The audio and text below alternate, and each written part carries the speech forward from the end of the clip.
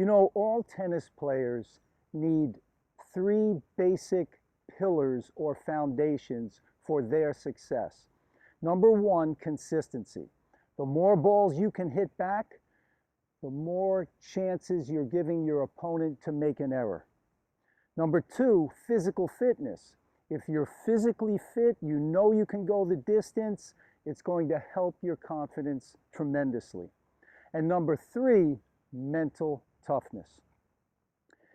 Mental toughness can many times offset the other two areas. You may not be as consistent as the other player or as physically fit, but if you're mentally tough, you can many times still win the match. But how many players go out there and practice their mental toughness? It's rare, very rare, that players actually practice it.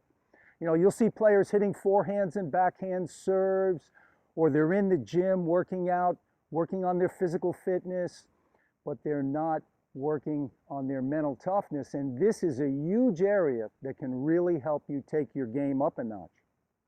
As an example, let's say you're in a match and you're at the net, you get an easy ball to volley to put it away, and you miss it, you dump it in the net. Now, if you get upset and discouraged and let that bother you, it's going to snowball into more errors. Because when we're upset and discouraged, what happens is we start to get anxious and we start trying to do too much with the ball. We want to hit winners. We want to hit spectacular shots to end the points. And we're going for too much, our errors even increase, and it all snowballs. Instead of just playing percentage, consistent, high percentage, winning tennis, being consistent, not you know, you can go for your shots when you get the right opportunity. But, you know, when you get upset and discouraged, what happens is you're going for these shots when it's not the right opportunity. So, the refocus technique can really help you in this area. When you make a mistake or in between points, I want you to say this phrase. Okay, you ready? Quote, "The next shot is more important than the last mistake."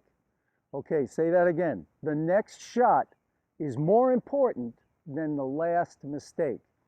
That's going to get your mind focused on that next shot, that next point, because you don't want your emotions controlling your mind. You want your mind controlling your emotions.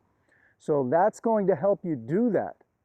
So say this phrase over and over. Practice it just like you'd practice forehands and backhands and serves and working out in the gym. Practice it the same way, and you're going to see a tremendous difference.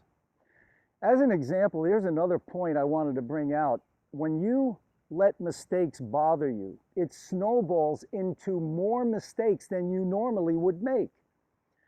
As an example, you know, typically you're going to lose anywhere from 15 or more points in a match if you haven't developed this mental toughness technique, because you're trying to do too much and you're losing 15 minimum points more than you normally would lose in one match.